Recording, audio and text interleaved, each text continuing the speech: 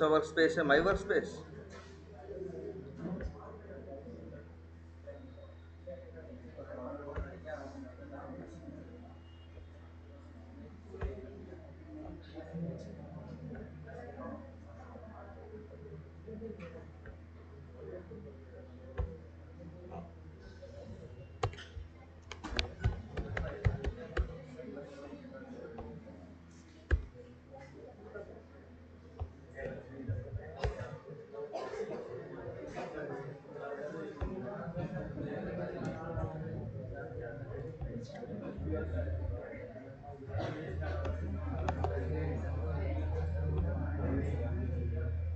इसमें है सेलेनियम इस वर्क स्पेस में?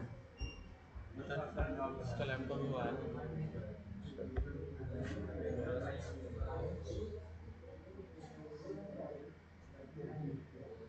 इसमें सेलेनियम डॉट जावा में चेक कर लीजिए सर, इसका लैपटॉप भी आया नहीं, पता नहीं उन्होंने कितना बनाया।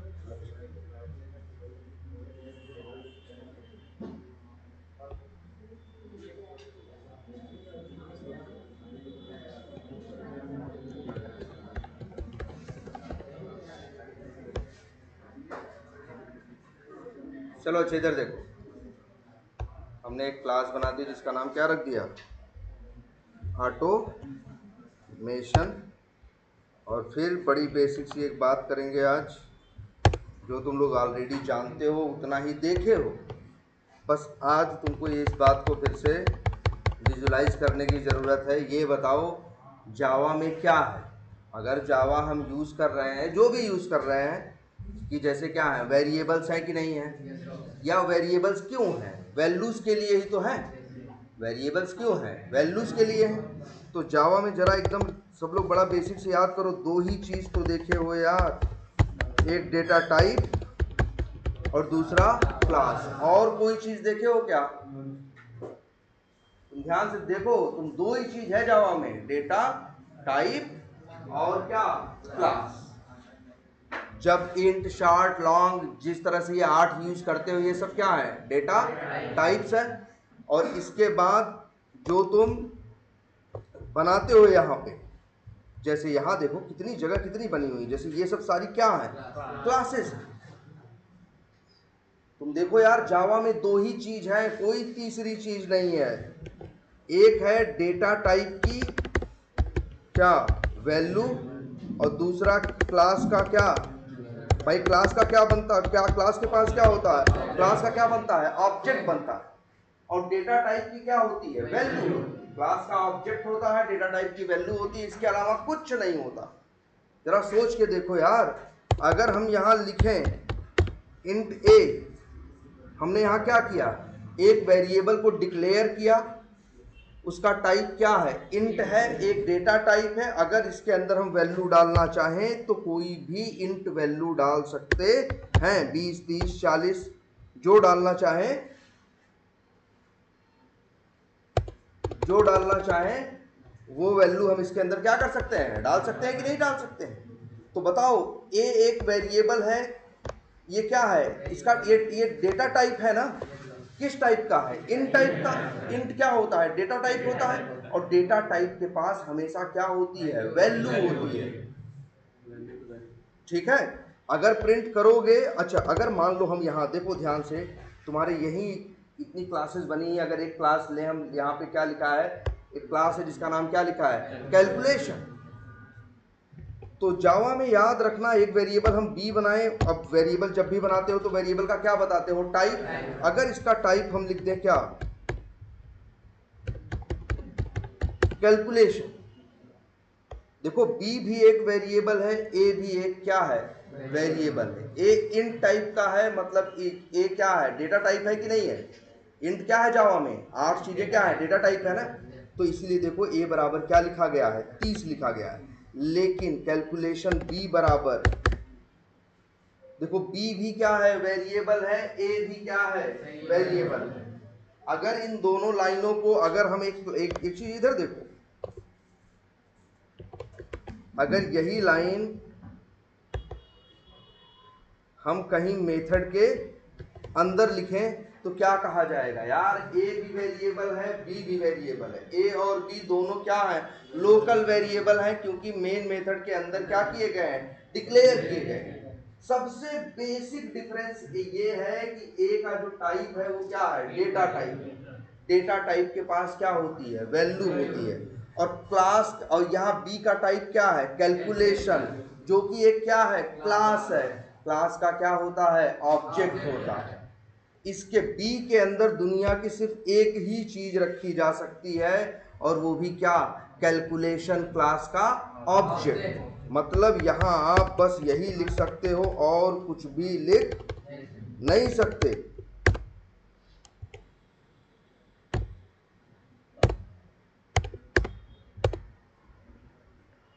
देखो ध्यान से इस बात को भाई, तो दो ही चीज संभव है। अरे अरे ऐसा भी नहीं कि ये लोकल वेरिएबल, अगर हम यही दोनों वेरिएबल उठाएं, दोनों लाइन उठाएं, सॉरी ये अभी ये वेरिएबल कैसे वेरिएबल है, लोकल ना, क्योंकि क्लास के अंदर डिक्लेयर्ड है।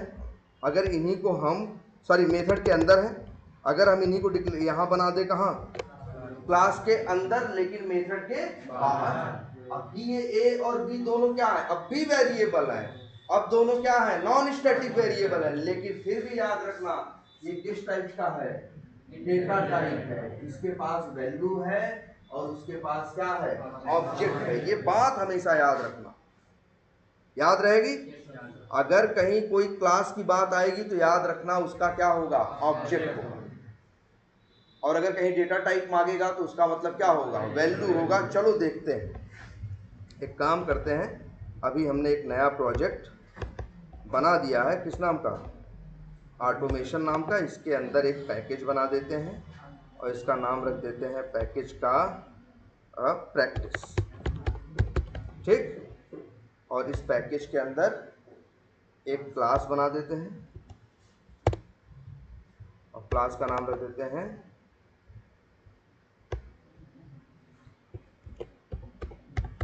ऑटोमेशन कोड, और एक बना देते हैं क्या, मेन नाम का मेथड। ऑटोमेशन सेलेनियम से करना है, आपको पता है नया प्रोजेक्ट बनाए हो, जार की जरूरत पड़ेगी। क्या करोगे, build path, configure build path, कहाँ आओगे, लाइब्रेरीज में, क्लास पाथ सेलेक्ट करोगे, ऐड एक्सटर्नल जार्स करोगे, इनके भी डाउनलोड्स में होगा। डाउनलोड्स में जाओ, यहाँ ये मिल गया, ओपन किया, अप्लाई एंड क्लोज कर। अब हम लोग वर्क कर सकते हैं। आपको बताया गया क्या, आपको काम करना है, क्रोम ब्राउज़र का ऑटोमेशन करना है, तो आपको एक क्लास का यूज़ करना पड़ेगा जिसका नाम क्या बताया गया, क्रोम ड्राइवर। तो आपने क्या किया, ध्यान दीजिएगा सब लोग, ये बहुत ज़रूरी चीज़ है। आप क्या करोगे, न्यू लिखोगे और क्या लिखोगे, क्रोम ड्राइवर क्लास का ऑब्जेक्ट बनाए। ऑब्जेक्ट क्यों बनाए, क्योंकि क्रोम ड्राइवर क्लास का जब हम ऑब्जेक्ट बनाएंगे तभी तो क्रोम ड्राइवर क्लास का सब कुछ पाएंगे। जब किसी का ऑब्जेक्ट बना लेते हो तो उसका स्टैटिक, नॉन स्टैटिक सारा मेथड मिलता है कि नहीं मिलता। और ये ऑब्जेक्ट एक वेरिएबल के अंदर रख सकते हो, वेरिएबल का नाम A B C driver D जो रखना है वो रखो, बस वेरिएबल का टाइप क्या होगा, क्रोम ड्राइवर। तो याद रखो ड्राइवर भी एक वेरिएबल है। अभी की परिस्थिति में बात करें तो मेन मेथड का लोकल वेरिएबल है, इसका टाइप क्या है, क्रोम ड्राइवर। क्रोम ड्राइवर कोई डेटा टाइप नहीं है, इसके अंदर रखा जा सकता है सिर्फ क्या, क्रोम ड्राइवर क्लास का ऑब्जेक्ट, वही तो रखा गया है ना ड्राइवर वेरिएबल में। इसके बाद बताओ क्या कर रहे हो, ध्यान से देखना, ड्राइवर डॉट लिखते हो, मेथड आते हैं। अब तो क्रोम ड्राइवर के सारे मेथड आएंगे, इसी में एक मेथड क्या थे, गेट। अब ध्यान से यही पढ़ना सीखो, सेलेनियम में कुछ नहीं रखा है। अगर आप इक्लिप्स की हेल्प जो दे रहा है बस वो बेसिक बात समझना जानते थे। और आज की क्लास जरूर जाके नोट डाउन करना। देखो ध्यान से समझो, ये मेथड का नाम क्या है, गेट है। ये साफ साफ बता रहा है ये क्या मांग रहा है, पैरामीटर। पैरामीटर मांग रहा है, फिर कहते ध्यान कभी इस वर्ड पे मत देना, ध्यान हमेशा देना किस पे, पैरामीटर के टाइप पे। क्या मांग रहा है ये, स्ट्रिंग ना, इंट तो नहीं लिखा है, क्या लिखा है, स्ट्रिंग ना। अच्छा बताओ जावा में क्या स्ट्रिंग एक डेटा टाइप है, नहीं है यार, कहाँ है डेटा टाइप, 8 ही है भाई। कौन? लॉन्ग, शॉर्ट, बाइट, इंट, चार और कैर और हाँ डबल, फ्लोट, जो भी है सारे कितने हैं टोटल? 8 है। स्ट्रिंग कोई डेटा टाइप नहीं है, स्ट्रिंग की क्या है? क्लास है। समझ रहे हो? और ये देखो ध्यान से, ये गेट मेथड है, ये पैरामीटर में क्या लिखा हुआ है? String URL. ये तुम्हें क्या इशारा कर रहा है? वो कह रहा है कि तुम्हें भेजना क्या है? यूआरएल। अब ऐसा नहीं स्ट्रिंग में अपना नाम भेज दो, ऐसा मत करो कि स्ट्रिंग में क्या भेज दो? अपना नाम भेज दो। स्ट्रिंग में क्या मांग रहा है आपसे? यूआरएल। और पैरामीटर में और देखो यहाँ बता रहा है स्ट्रिंग, ध्यान से देखो, इससे आदमी यहाँ क्या मांग रहा है? ये स्ट्रिंग मांग रहा है कि नहीं मांग रहा है? क्या मांग रहा है? स्ट्रिंग। तो स्ट्रिंग में क्या मांग रहा है? अच्छा एक काम करते हैं, स्ट्रिंग में मांग रहा है क्या? यूआरएल। वो तो ठीक है बात। अगर मान लो कोई मेथड ऐसा होता जो तुमसे क्या मांगता? इंट मांगता, तो तुम क्या भेजते? जैसे मान लो कोई मेथड बनाए हम, या ये इसी का कोई मेथड हो, सेलेनियम का ही कोई देखते हैं मेथड जिसके अंदर क्या हो,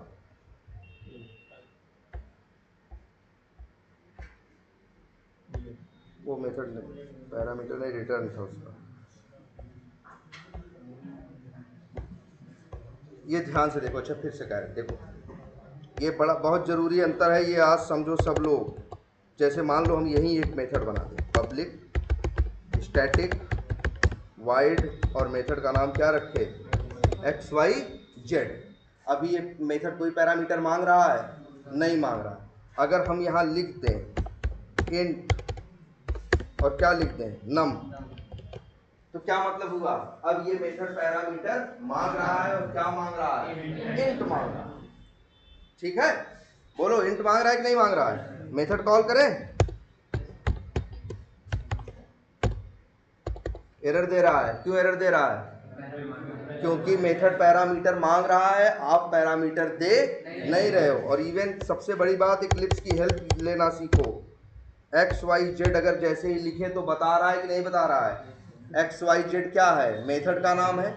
पैरामीटर में क्या मांगता है? इंट मांग रहा है। साफ साफ बता रहा है कि नहीं मांग रहा है? बोलो मांग रहा है तो दे इंट। चलो दे देते हैं।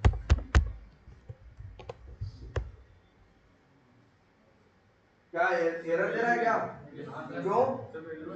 अरे इंट तो मांग रहा है, इंट तो दे रहे हैं। अच्छा एक चीज और लिखते हैं, लिखते हैं कि एक वेरिएबल इंट a बराबर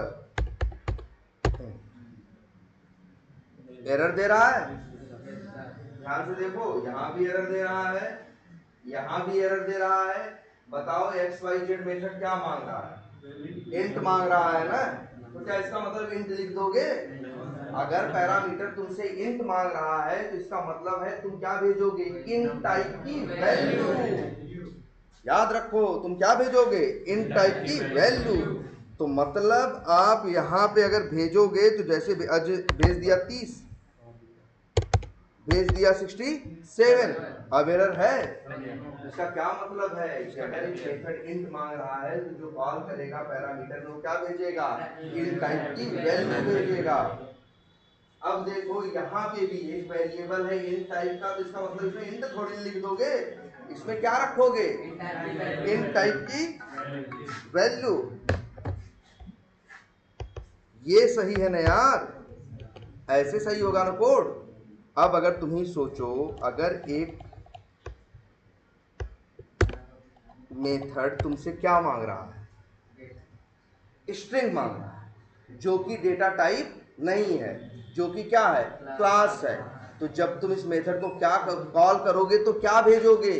जैसे डेटा टाइप के पास क्या होती है? वैल्यू होती है, वैसे ही क्लास के पास क्या होता है? ऑब्जेक्ट होता है। डेटा टाइप के पास क्या होती है? वैल्यू, और क्लास के पास क्या होता है? ऑब्जेक्ट। तो यहाँ तुम अगर गेट मेथड में क्या भेजोगे? अगर कोई पूछेगा कि गेट मेथड में कॉल करोगे तो क्या पैरामीटर में भेजोगे, तो ये मत बोलना स्ट्रिंग भेजेंगे। तुम बोलोगे हम स्ट्रिंग क्लास का क्या भेजेंगे? ऑब्जेक्ट। हम स्ट्रिंग टाइप की वैल्यू नहीं, हम स्ट्रिंग क्लास का क्या भेजेंगे? ऑब्जेक्ट। वैल्यू तो डेटा टाइप के पास होती है, और स्ट्रिंग डेटा टाइप नहीं है। स्ट्रिंग क्या है जावा में? क्लास है। तो भाई यहाँ पे बस लेकिन थोड़ा सा स्पेशल है। स्पेशल का मतलब बाकी सारी क्लास का ऑब्जेक्ट बनाते हो तो न्यू करके बनाते हो ना। स्ट्रिंग एक ऐसी क्लास है जिसका ऑब्जेक्ट बिना न्यू किए बन जाता है। जैसे अगर हम यहाँ लिखें स्ट्रिंग के, लिख दिया बराबर, और जो लिखना था हमने यहाँ पे लिख दिया, और यहाँ भेज दिया क्या? के। अब बताओ एरर है? देखो क्यों नहीं एरर है यार? गेट मेथड मांग रहा था, स्ट्रिंग लिखा था ना, तो बुद्धि लगाना। स्ट्रिंग का मतलब स्ट्रिंग मत लिख देना। स्ट्रिंग का मतलब वो क्या मांग रहा है आपसे? स्ट्रिंग क्लास का ऑब्जेक्ट। ऑब्जेक्ट तो जनरली न्यू करके बनते हैं, लेकिन स्ट्रिंग थोड़ा स्पेशल है, इसका डायरेक्ट बन जाता डबल कोट्स में वैल्यू लिखने से। चलो एक काम करते हैं, पहले यूआरएल डालते हैं। क्या है यूआरएल?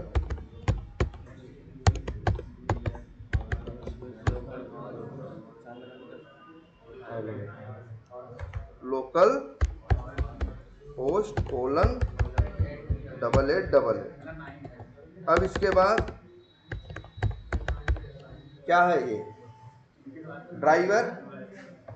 क्या बताए थे इसके बाद? हमने कहा था पहले ब्राउजर खुल जाए, यूआरएल ओपन हो जाए, तो इसके बाद क्या करना? जाके यूजर नेम डालना। क्या डालना? User name. तो तुम्हारा कोड यूजर, या तुम ही से कहें यूजर नेम, जाके यूजर नेम में जाके यूजर नेम डाल दो, तो तुम सबसे पहले यूजर नेम को ढूंढोगे। तो ऐसा नहीं सिर्फ तुम ही ढूंढोगे, सेलेनियम भी काम करेगा तो उसको भी ढूंढना पड़ेगा। तो उसके लिए उन्होंने क्या किया है? सेलेनियम वालों ने एक मेथड बनाया है। किसमें? क्रोम ड्राइवर क्लास के अंदर, जिसका नाम क्या है? Find element. यही बताया था ना, फाइंड एलिमेंट, है कि नहीं है? बोलो, ये मेथड, यही तो याद है ना? इतना तो किए थे कि कौन सा मेथड कॉल करोगे? Find element. इसका काम क्या है? इसका काम है पेज पे जाके तुम्हारा यूजर नेम, पासवर्ड, बटन जो भी हो, उसको जाके ढूंढना। बताओ ये मेथड पैरामीटर मांग रहा है कि नहीं? मांग रहा है ना? बहुत बढ़िया। मांग रहा है तो क्या मांग रहा है? बाई। बाई और तो डेटा लिखा है? तो बाई डेटा टाइप तो नहीं है। डेटा टाइप की दुनिया में वही गिने हुए 8 है। बाकी क्लास तो कितनी भी बन सकती है। देखो कुछ क्लास तुम खुद बना रहे थे, बाकी सेलेनियम में कितनी बनी हुई क्लास कल दिखाए थे ना? 18,000 क्लास थी। कितनी क्लास है? 18,000 है। यहाँ 21,000 कितनी क्लास? तो जो भी है सब छोड़ो, ये तुम ये सब मत सोचो 21,000 है कि 1 है कि 75 है। तुम बस इतना देखो क्या लिखा है? बाई। तुम्हारे तुरंत दिमाग में ये चलना चाहिए, तुम्हारे दिमाग में, कि फाइंड एलिमेंट एक मेथड है और ये पैरामीटर में बाई क्लास का ऑब्जेक्ट मांग रहा है। क्या मांग रहा है? ये बाई क्लास का ऑब्जेक्ट। सीधी ये बात समझ में तुमको आनी चाहिए। मतलब ये मेथड कॉल करेंगे और यहाँ क्या भेजना है? बाई क्लास का ऑब्जेक्ट। क्लियर रहेगा आपसे? अच्छा कुछ और दिखाते हैं तुमको। फिर एक काम करते हैं, driver dot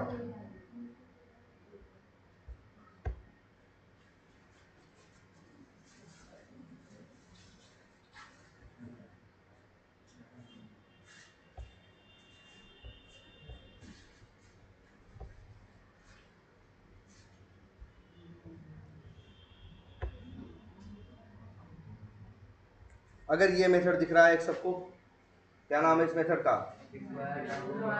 required download enable. ये मेथड पैरामीटर मांग रहा है। एक मिनट, लो देखो सब लोग ध्यान से इसको। ये एक मेथड है, पढ़ने में आ रहा है।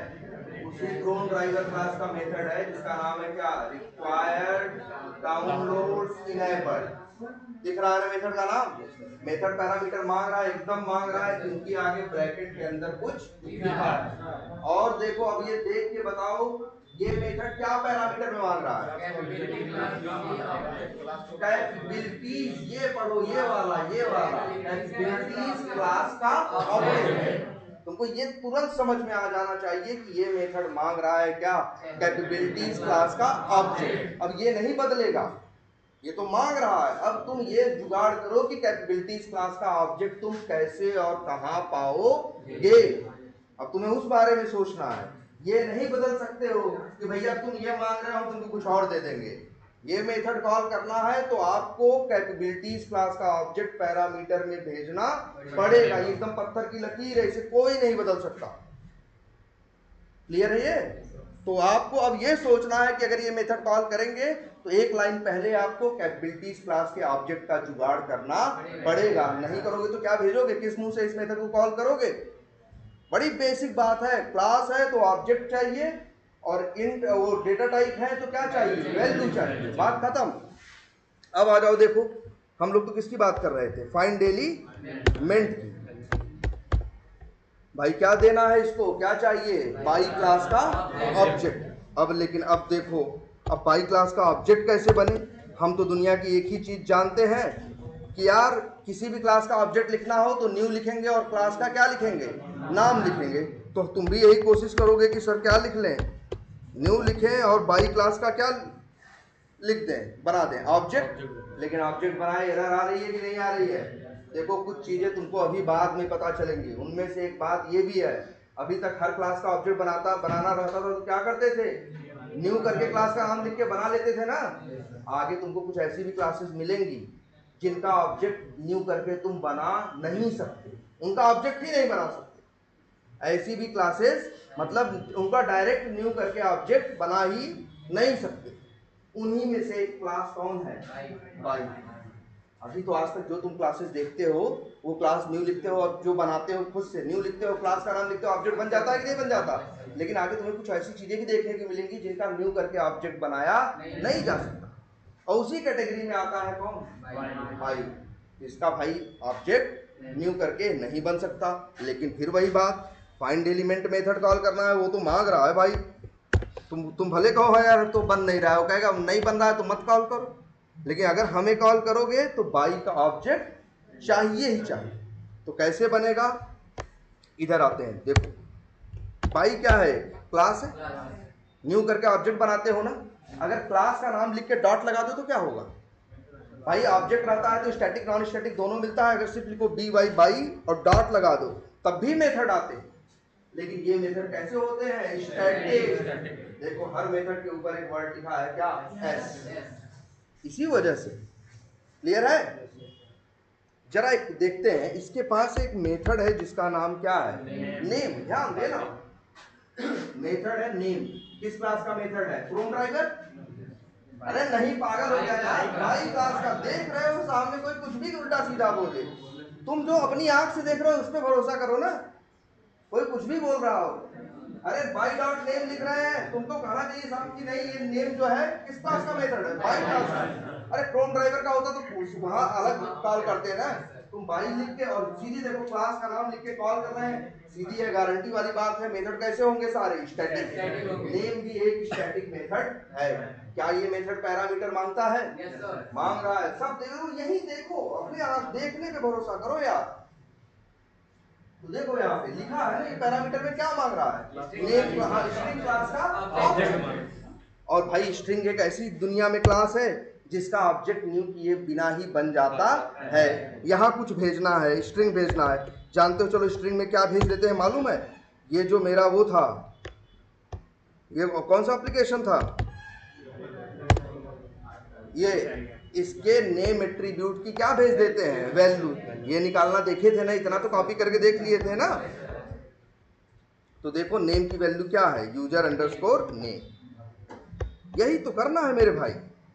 बोलो, लेकिन अभी ध्यान से असली चीज देखो, तुमको क्या सिखाएं। तो कम से कम ये बात 75 बार बोले हैं कि मेथड का नाम होता है, फिर क्या मांगता है, पैरामीटर मांगता है, कोलन के बाद क्या लिखा होता है, रिटर्न टाइप। अच्छा ये क्या रिटर्न करेगा, बाई है। अच्छा रिटर्न करेगा, मतलब ये बताओ, बाई रिटर्न करेगा। अरे यार बाई क्लास थोड़ी ना रिटर्न करेगा, यार कहीं अच्छा वेरिएबल में वैल्यू क्या डालते हो? अगर बाई टाइप का वेरिएबल हो तो उसमें क्या रख सकते हो? बाई क्लास का ऑब्जेक्ट। अगर कोई मेथड पैरामीटर में क्लास का नाम लिखा हो तो तुम क्या भेजोगे? क्लास का ऑब्जेक्ट। अच्छा एक मिनट यही देखते हैं, चलो रिटर्न करके देखते हैं। मान लो हम यही एक मेथड बनाते हैं,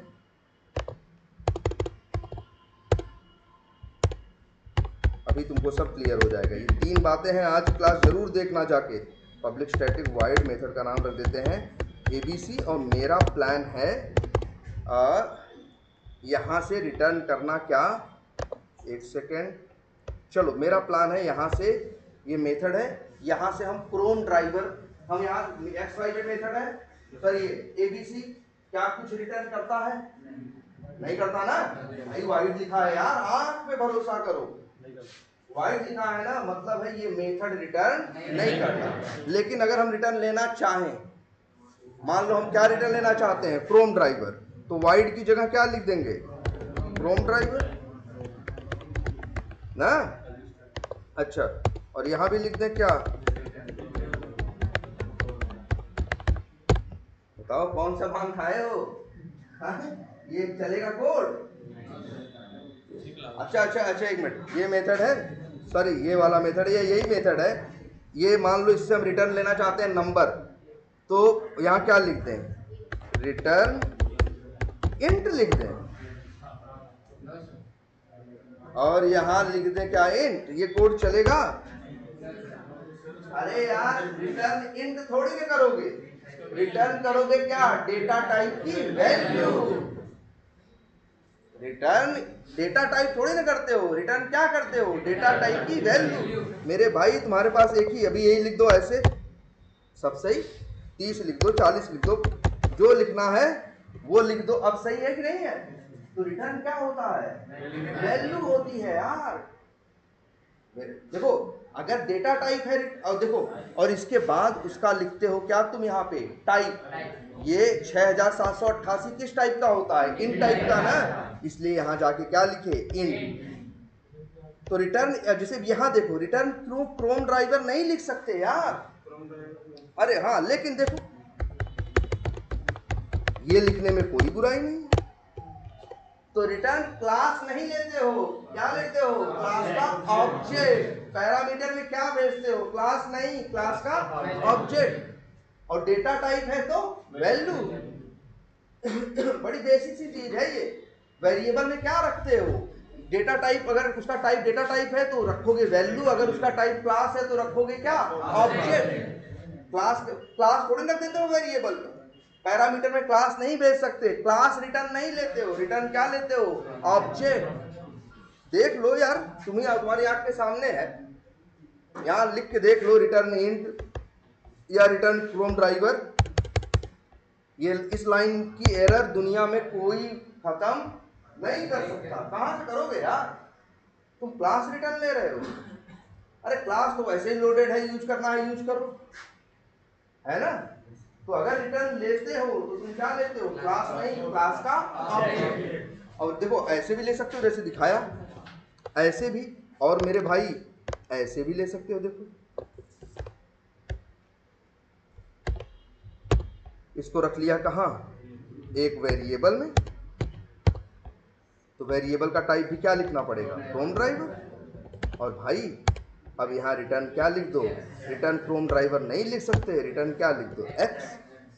मतलब रिटर्न क्या होता है? क्लास का ऑब्जेक्ट। रिटर्न क्या होता है? डेटा टाइप की वैल्यू। दो ही चीज तो है, 8 डेटा टाइप, बाकी दुनिया में जो बचा सब क्या? क्लास।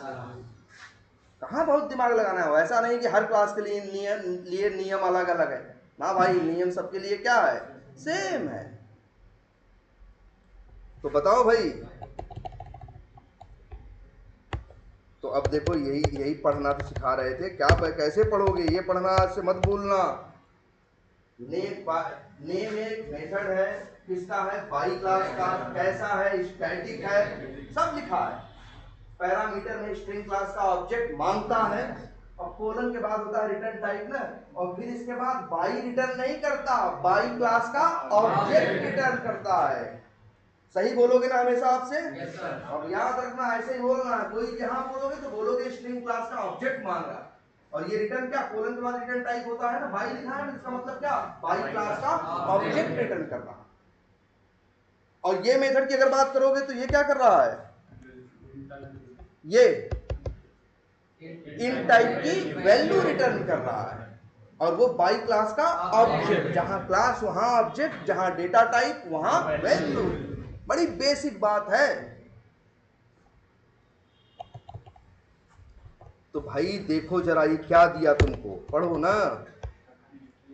ये क्या दे रहा है, बाई क्लास का ऑब्जेक्ट। तो एक वेरिएबल में स्टोर कर ले, मान लो वेरिएबल का नाम रख दें क्या, एक्स नाम नहीं यूज हुआ है, नाम क्या रख दिया, एक्स। अब इसका टाइप लिखना है, तो मेरे भाई स्ट्रिंग लिख दें, बोलो ये लिख दें। अरे गलत हो गया ना, फिर कह रहे हैं अपने आप पे भरोसा करो यार, जो बेसिक बात दिख रही है। देखो ये मेथड क्या रिटर्न कर रहा है, बाई क्लास का ऑब्जेक्ट। तो जिस वेरिएबल में रखोगे वो भी तो बाई टाइप का ही होना चाहिए। वो स्ट्रिंग कैसे हो सकता है, या क्रोम ड्राइवर या कुछ और कैसे हो सकता है यार, साफ साफ तो दिख रहा है कि मेथड हम रिटर्न कर रहे हैं क्या, बाई क्लास का ऑब्जेक्ट। तो सीधी बात है, जिस वेरिएबल में रखोगे उसका टाइप क्या होगा, बाई होगा। और दुनिया में कुछ नहीं लिख सकते, यहाँ सिर्फ क्या लिख सकते हो, बाई। एरर गई कि नहीं गई। देखो x के पास क्या है, अब देख रहे हो ऑब्जेक्ट, ध्यान देना इस बात पे। x के पास क्या है, बाई क्लास का ऑब्जेक्ट। बताओ ये ऑब्जेक्ट न्यू करके हम बनाए नहीं, तो ऑब्जेक्ट बनने के दूसरे तरीके भी हैं। अब हर जगह ट्राई मत करने लगना है। यहाँ ये ऐसा उन लोगों ने बनाया इसलिए बन रहा है क्या, बाई क्लास का ऑब्जेक्ट चाहिए आज से आपको। तो याद रखिएगा, आपको न्यू बाई करने की जरूरत नहीं है। आपको बाई क्लास का स्टैटिक मेथड कॉल करना है, आपको बाई क्लास का ऑब्जेक्ट मिल जाएगा। और मेरे भाई ये फाइंड एलिमेंट क्या मांग रहा था, बाई क्लास का ऑब्जेक्ट ही तो मांग रहा था। वो बाई क्लास का ऑब्जेक्ट किसके पास है, एक्स के पास ना। तो मेरे भाई एक्स लिखो ना यहाँ पे, ध्यान से देखो कोड अपना। एक मेथड जो मांगेगा पैरामीटर में उसकी व्यवस्था करनी पड़ेगी।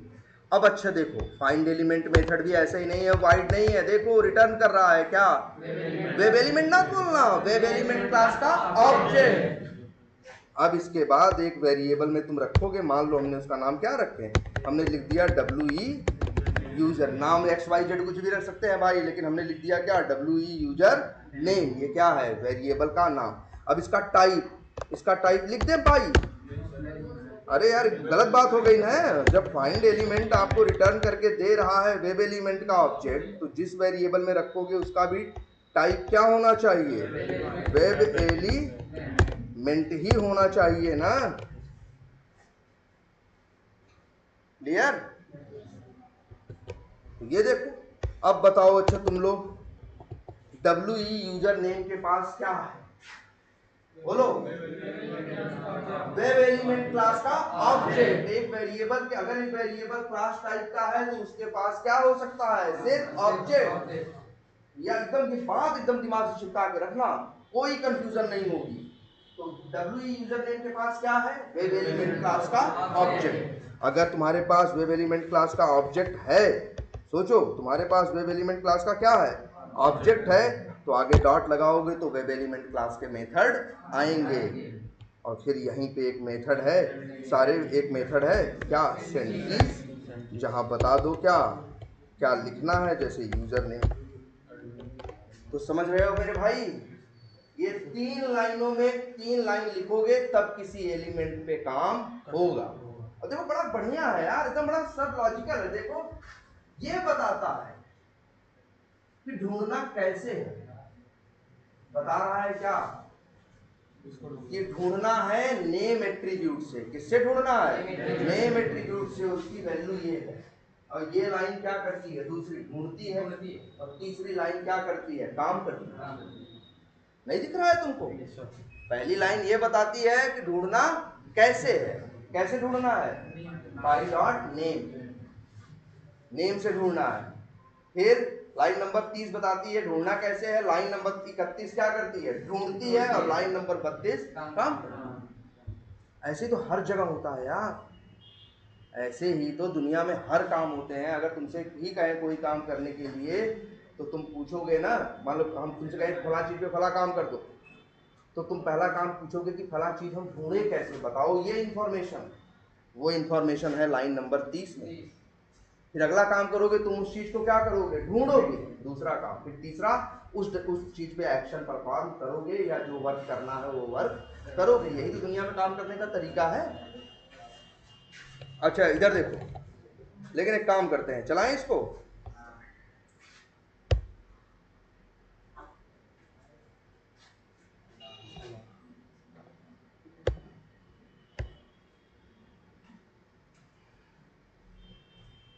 और ये वाली बात आज जरूर दिमाग में रखना, ये रिटर्न टाइप यार इतना तो आंख के सामने दिखा है ना, है। और बेसिक बात बता दी है डेटा टाइप की, वैल्यू क्लास का ऑब्जेक्ट। अब तो गलत मत बोलना, अगर कहीं कुछ मेथड कॉल करेंगे, क्या पैरामीटर मांग रहा है, क्या रिटर्न कर रहा है, ये तो आपको दिखेगा ना।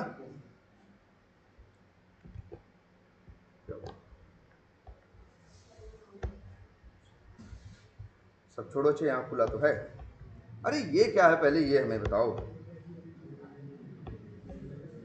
ये जो सामने दिख रहा है ये क्या है? एक वेब एप्लीकेशन का एक, देखो वैसे पूरा ये जो नाम है जिसका नाम वी टाइगर है, CRM है, ये पूरा एक सॉफ्टवेयर या एक क्या है, एप्लीकेशन। और उस एप्लीकेशन के अंदर इस समय हम खड़े हैं कहाँ, ये क्या है, लॉगिन पेज। ये क्या है, लॉगिन पेज। पहला सवाल, ये बड़ा अच्छा सा लग रहा है, सुंदर सा ना, कलर वलर सब बड़ा अच्छा सा है ना। तो सवाल ये उठता है, ये दिख रहा है ना सब कुछ कलर वलर, क्या दिख रहा है भाई? अरे कहीं ब्लैक है, कहीं व्हाइट है, कहीं ब्लू है, कहीं ग्रीन है, प्रॉपर हर चीज लाइन से है, डिजाइन से, सब कुछ यहाँ दिख रहा है कि नहीं दिख रहा है? तो मेरे भाई एक काम करते हैं, पहले ये देखते हैं ये चीज बनाया कौन होगा। अगर हम इस चीज की बात करें कि ये जो सामने दिख रहा है इसको बनाया कौन होगा, इसको, अच्छा देखो कंपनी में एक तरह से दो लोग होते हैं, एक होते हैं डेवलपर और एक होते हैं क्या, डिजाइनर। तो ये काम जो तुमको दिख रहा है ये किसने बनाया है, डिजाइनर, ठीक है। लेकिन एक चीज और भाई, डिजाइनर ने तो बनाया है, सब कुछ सही है, लेकिन कैसे बनाया होगा, मतलब क्या है ये। एक काम करते हैं इसी पे किसी भी पेज को खोला करो कभी भी, जैसे मान लो इसी को हम यहाँ लें, राइट क्लिक करें और यहाँ एक ऑप्शन आ रहा है क्या, व्यू पेज सोर्स, इस पे हम कर देते हैं क्या, क्लिक। अब तुमको यहाँ पे दिख रहा होगा नीचे तक, तो देखो तो 131 लाइनों का क्या है, ये कोड है कि नहीं है। ये देखो कोड जरा सब लोग ध्यान से,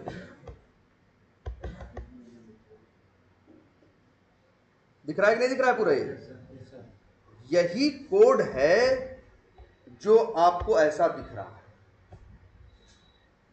जो आपको सामने ये दिख रहा है ये चेहरा है, जो आपको सामने दिख रहा है वो क्या है, चेहरा है। लेकिन चेहरे को भी या उसको स्किन को भी, या एक तरह से मान के चलो स्किन है ये, लेकिन स्किन को होने के लिए क्या चाहिए, हड्डी मांस ढांचा रहेगा, तब तो क्या बनेगी, तब तो उसके ऊपर स्किन लगेगी और तुमको दिखाई देगी। तो देखो ये जो तुमको दिख रहा है इसकी वजह ये है, ये जो लिखा हुआ कोड है इसकी वजह से वो दिख रहा है। सीधी बात है, कोई भी चीज लिखी रहेगी दुनिया में कहीं भी तो किसी न किसी भाषा में लिखी रहेगी ना। तो ये भी एक लैंग्वेज में लिखा गया है और इस लैंग्वेज का नाम है HTML, hyper text markup language. ये कोई प्रोग्रामिंग लैंग्वेज नहीं है। देख के लग रहा होगा ये तो सर जी बड़ी टेढ़ी मेढ़ी लिखी है, ये लग रहा होगा देख के कि बड़ी क्या लिखी है, टेढ़ी मेढ़ी लिखी है, बहुत मुश्किल होगी, लेकिन नहीं, दुनिया की सबसे आसान लैंग्वेजेस में से एक है। कौन सी, HTML। कुछ इसमें है नहीं ज्यादा, भले तुमको देखने में अभी लग रहा हो कि यार ये तो बड़ी कॉम्प्लिकेटेड सी, बड़ी ढेर सारी लाइनें लिखी हैं, एक छोटा सा पेज है, कौन सा, ये यहाँ पे, और कितनी लाइन है, 131। जरा एक काम करते हैं, इसको क्या कर देते हैं, लॉगिन, और लॉगिन करने के बाद कौन सा पेज खुलेगा, होम पेज ना। देखो भाई ये अलग पेज है और जो अब खुलेगा वो कौन सा पेज होगा, अलग होगा। सॉफ्टवेयर वही है, एप्लीकेशन वही है। अब लेकिन ये देखो, ये दिख रहा है ना, ये सब जो लिखा पढ़ा है, चित्र फित्र सब, कलर मलर सब दिख रहा है ना। सब की एक ही वजह है, अगर राइट क्लिक करके क्या कर दो, व्यू पेज सोर्स, तो दिख जाएगा कि है क्या। देख लो मेरे भाई, जो वहां दिख रहा है ये 1963 लाइनों का नतीजा है।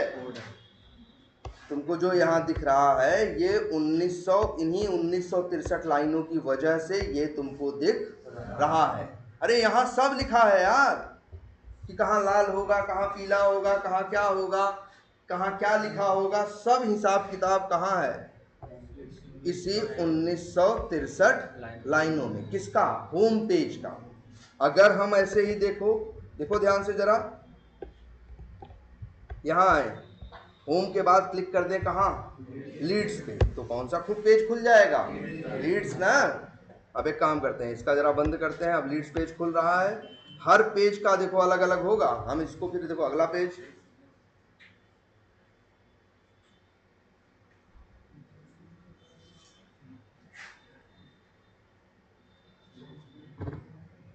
ये लीड्स पेज खुल गया। अगर इसको राइट क्लिक करके क्या करो, व्यू पेज सोर्स करो, देख लो भाई ये कितनी लाइनें हैं,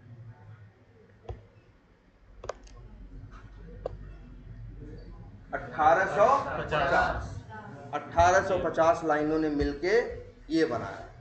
अब आप कहोगे सर जी वैसे ही देख रहे हो कितना कॉम्प्लिकेटेड टेढ़ा मेढ़ा सब इसमें लिखा है, और वो भी 1850 लाइन लिखी है एक पेज के लिए, और ऐसे इस एप्लीकेशन में सैकड़ों क्या है, पेज है, और आप कह रहे हो ये चीज क्या है, आसान है, दुनिया की सबसे क्या है, इजी लैंग्वेज में से है। तो सच्चाई ये है कि ये दुनिया की सबसे इजी लैंग्वेज है, इसमें ज्यादा बातें नहीं है। जैसे जावा सीख रहे हो तो क्या क्या है भाई, अरे वेरिएबल है, मेथड है, क्लास है, डेटा टाइप है, 72 बातें हैं कि नहीं है। यहाँ 72 बातें नहीं है, यहाँ सिर्फ 3 बातें। भले तुमको इतना लिख रहा हो, दिख रहा हो कि सर जी यहाँ तो बहुत बड़ी बात, बड़ी बहुत कुछ लिखा हुआ है, लेकिन हर चीज नतीजा है सिर्फ 3-4 बातें, सिर्फ 3-4 बातें। वो भी 3-4 बातें ऐसी नहीं कि उसको समझने में बड़ा दिमाग लगाना, वो भी 3-4 बातें ऐसी जो एकदम एक बार में समझ में, अच्छा ये इतना ही है, ऐसी ये लैंग्वेज। लेकिन जो डिजाइन बनती है, ये जो तुमको दिखता है, कलर वलर ऑटो फोटो सब जो दिखता है, सबकी वजह कौन होता है, यही है कौन, HTML। ये कौन, अच्छा लेकिन एक बात और, अच्छा हम खुद बनाए, चलो जैसे ये सब बना है, अब इतना तो नहीं, तो एक काम करते हैं, एक खोलते हैं क्या, नोटपैड, और यहाँ लिखते हैं, बनाते हैं, लिखते हैं कोड। चलो बेसिक बात बताते हैं कैसे HTML बनाने वाले लिखते हैं। सबसे पहले वो लिखते हैं, ये लैंग्वेज ऐसी है जो एंगुलर ब्रैकेट से शुरू होती है, इससे एंगुलर ब्रैकेट, एक कोड वाले जो ब्रैकेट होते हैं, या जो ग्रेटर देन लेस देन के अंदर सिर्फ लिखो क्या, HTML। और इसकी एक क्वालिटी और है इस लैंग्वेज की, जिस ब्रैकेट पे शुरू होती है उसी नाम के ब्रैकेट पे क्या होती है, खत्म भी होती है। मतलब आप अब लिखोगे /HTML ऐसे। इसके बाद भाई अच्छा बताओ, एक पेज है, अच्छा अगर हम आदमी के ही बारे में बात करें, लुक की या अपीयरेंस की, तो आदमी के शरीर में क्या है, मेन चीजें 2, एक हेड है और दूसरा क्या है, बॉडी। तो ऐसे ही सेम ये भी है, यहाँ भी क्या है, ये ऐसे ही होती है, जिस पे शुरू होती है उसी पे क्या होती है, खत्म होती है। ऐसे लिख दिया क्या, हेड, और बस इसके पहले लगेगा क्या, स्लैश। तो आसान नहीं है मैडम। अब अच्छा मान लो तुमको चाहते हो क्या, टाइटल, तो फिर क्या करोगे, टाइटल पे शुरू होगा तो फिर टाइटल पे क्या होगा, खत्म होगा। चलो उसी एक ही लाइन में कर देते हैं,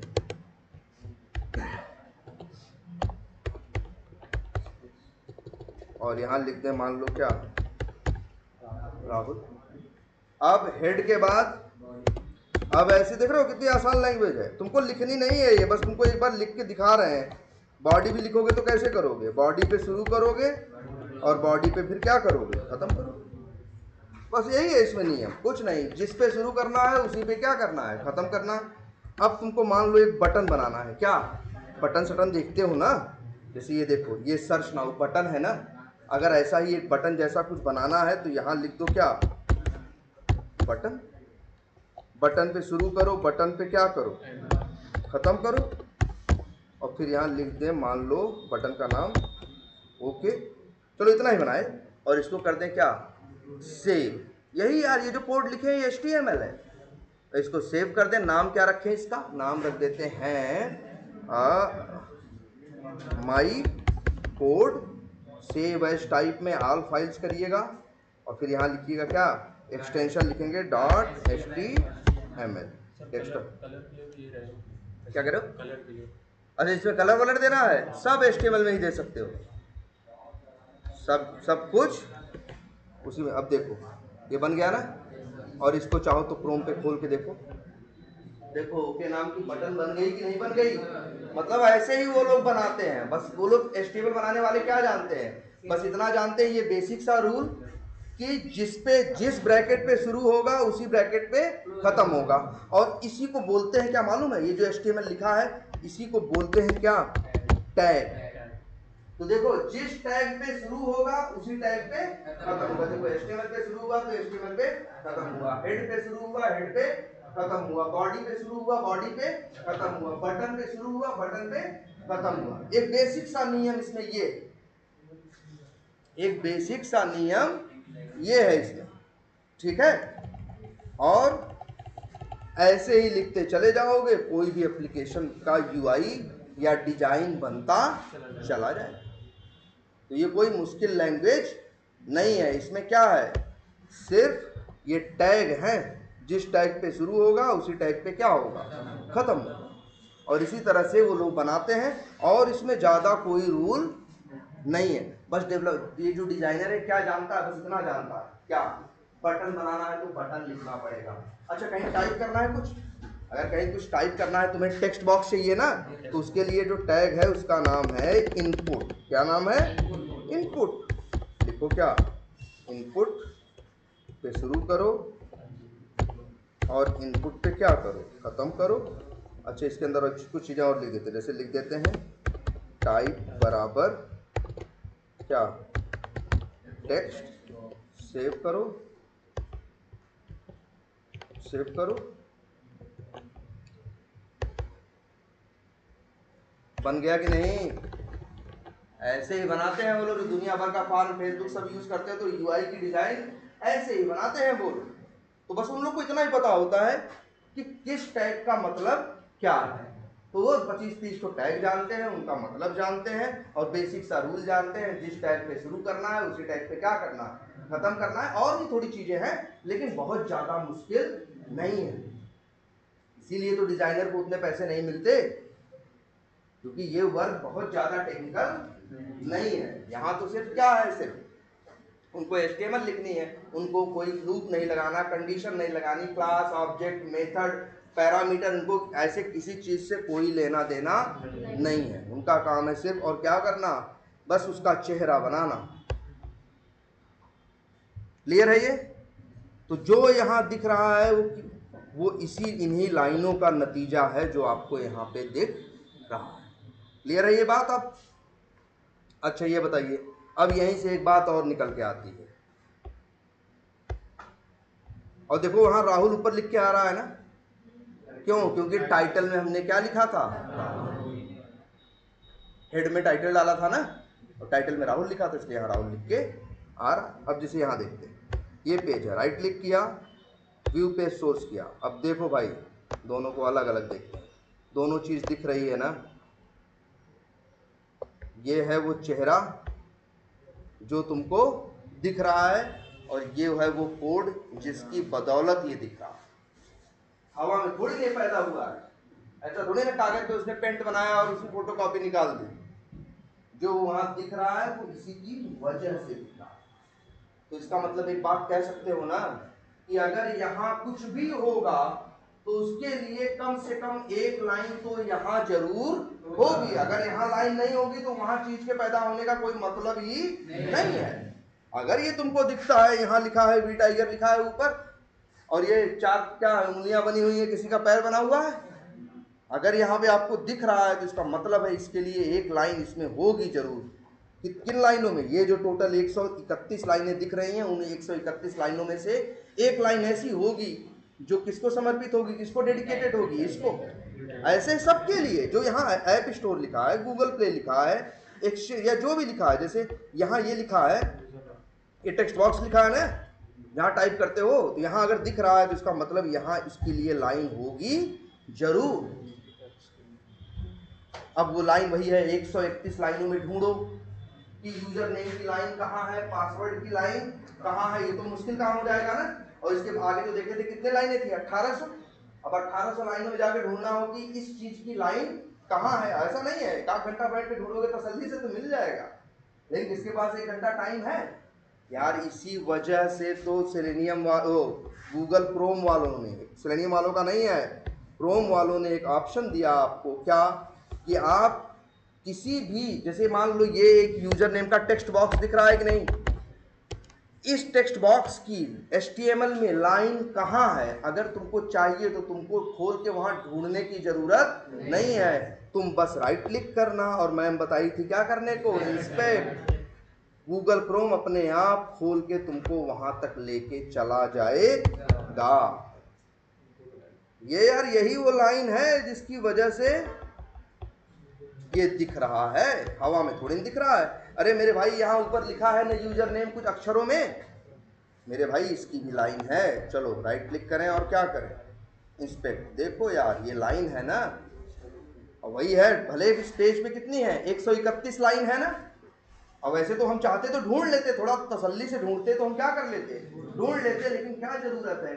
गूगल क्रोम ने ये ऑप्शन दिया है कि जो आपको यहाँ एक एप्लीकेशन का दिख रहा है, उसको क्या बोलते हैं, ऊपर जो दिखता है UI, क्या बोलते हैं, UI, यूजर इंटरफेस। तो जो भी आपको UI दिख रहा है उस UI के, अच्छा एक मिनट, इसको पूरे को क्या बोलेंगे, पूरे को क्या बोलेंगे, UI। क्या लॉगिन पेज है, क्या है ये, UI मतलब यूजर इंटरफेस, जिससे एप्लीकेशन को यूजर क्या करता है, यूज करता है। इसको क्या बोलते हैं, पूरे को UI। और इसमें ये छोटी छोटी कई चीजें दिख रही है कि नहीं दिख रही, ये 72 चीजें दिख रही कि नहीं, इनको क्या बोलते हैं, इनको बोलते हैं एलिमेंट। तो समझो बेसिक बात हम लिख देते हैं, क्या कि वो लोग क्या है, एक मिनट, वो लोग क्या है, पेज है, और पेज के अंदर क्या होते हैं, एलिमेंट होते हैं। और ये पेज एलिमेंट जो भी बने हैं सब बने हैं HTML के कारण। अगर तुम चाहो तो ढूंढ सकते हो कि इस लॉगिन बटन, ये जो एलिमेंट है या लॉगिन बटन है, इसकी HTML में लाइन कहाँ है। वह एक तो तरीका ये है बेवकूफों वाला कि राइट क्लिक करो और क्या करो, व्यू पेज सोर्स करो, 131 लाइनों में जाके अब ढूंढो कि लॉगिन बटन की लाइन कहाँ है। और एक आसान तरीका है कि लॉगिन बटन पे क्या करो, राइट क्लिक करो, इंस्पेक्ट करो, अपने आप तुमको यहां पे दिख जाएगा। दिखा कि नहीं दिखा, इसीलिए मैं इंस्पेक्ट करवा रही थी। और इंस्पेक्ट करने का मतलब इसी से वो बना है, ठीक है। और अब देखो कैसे काम कर रहे हो, देखो तुम, देखो जिसकी हम बात कर रहे थे, किसकी बात कर रहे थे, यूजर नेम की ना। अगर यूजर नेम को इंस्पेक्ट करके देखें तो देखो इसके पास क्या क्या है। अच्छा अब और पढ़ना सीखो, इसको ध्यान से सुनो, फिर और एक बार पढ़ने को बोल रहे हैं, ये पढ़ना सीखो, इस लाइन को पढ़ना सीखो। हमने बोला था 3 बातें हैं। एक तो बता दिया था क्या होगा, टाइप पे शुरू होगा, टाइप पे खत्म होगा। अरे एक दो बात और है, वो भी सुन लो, क्या है, देखो यार यहाँ पे, जैसे ये देखो, अच्छा यहाँ पे डिव पे शुरू हुआ और डिव पे खत्म नहीं हुआ। देखो वही पुरानी बात तो है जो हम बोल रहे थे, जिस पे शुरू होगा उसी पे क्या होगा, खत्म होगा। लेकिन कभी कभी ऐसा तुमको दिखाई देगा कि सर जी यहाँ तो नहीं, जिस पे शुरू हो रहा है उस पे खत्म नहीं हो रहा है। जैसे यही दिख रहा है साफ साफ, इसके लिए, इसके लिए, सॉरी किसके लिए, इसके लिए। देखो इनपुट पे शुरू हुआ ना, बोलो दिख रहा है ना, इनपुट पे खत्म तो नहीं हुआ, हुआ नहीं हुआ ना। लेकिन एक बात और आज से HTML की पहचान मुझे गूगल क्रोम में देखो, अगर दो ठो ऐसे बराबर लगा हो और डॉलर और क्या लिखा हो 0, तो समझ लो यही खत्म हो गया। या तो वो खत्म होता हुआ दिखाई देगा, नहीं तो यही क्या लगा रहेगा, दो ठो बराबर लगा रहेगा और डॉलर लगा रहेगा अंतिम में एकदम, तो समझ जाना यही खत्म हो गया। मतलब इसकी HTML है, जिस पे शुरू होगी उसी पे क्या होगी, खत्म होगी। बस क्रोम है, उसको क्या बना दिया है, अगर तुमको उसी पे खत्म हो तो समझ जाना वहां भी खत्म हो गई, और अगर क्या दिख जाए दो ठो बराबर और क्या डॉलर, तब भी यही समझ जाना। क्लियर है बात? अच्छा, तो एक काम करते हैं, एक लाइन ही उठा लेते हैं, कॉपी करके पेस्ट करके समझ लेते हैं एक लाइन में है क्या क्या। अगर देखें यहाँ तो ऐसे क्या लिखा था, बराबर डॉलर और क्या लिखा था 0, और अगर या तो ऐसा भी लिखा हो सकता है क्या, स्लैश इनपुट। तो मेरे भाई इसको क्या बोलते हैं, ऊपर वाले को, इसको क्या बोलते हैं, टैग। इसीलिए HTML के बारे में कहते हैं जिस टैग पे शुरू होता है उसी टैग पे खत्म होता है। और ये जो शुरू वाला टैग होता है कितना बड़ा है, ये देखो, ये इतना बड़ा शुरू वाला टैग कहाँ रहता है, एंगुलर ब्रैकेट के अंदर, और इसके अंदर भी कुछ चीजें दिख रही होंगी मेरे भाई, जैसे क्या लिखा है, टाइप बराबर टेक्स्ट, नेम बराबर यूजर अंडरस्कोर नेम, और FD प्रोसेस्ड ID बराबर 9GMKH। तो ये तीन चीज से ये जोड़े में नहीं दिख रहा है, दो चीज ये है, दो चीज वो है, दो चीज ये है। इनको क्या बोलते हैं मालूम, इसको बोलते हैं एट्रीब्यूट और इसको बोलते हैं वैल्यू। इसको बोलते हैं एट्रीब्यूट, इसको बोलते हैं वैल्यू, इसको बोलते हैं एट्रीब्यूट, इसको बोलते हैं वैल्यू। अगर कोई ये लाइन तुमको देख के कोई पूछे बताओ इसका टैग क्या है, तो पागल मत बन जाना, देखना ना लिखा होगा, कर देना सब क्या क्या है, इनपुट। कोई तुमसे पूछे इसमें एट्रीब्यूट है, तो कह देना हाँ है।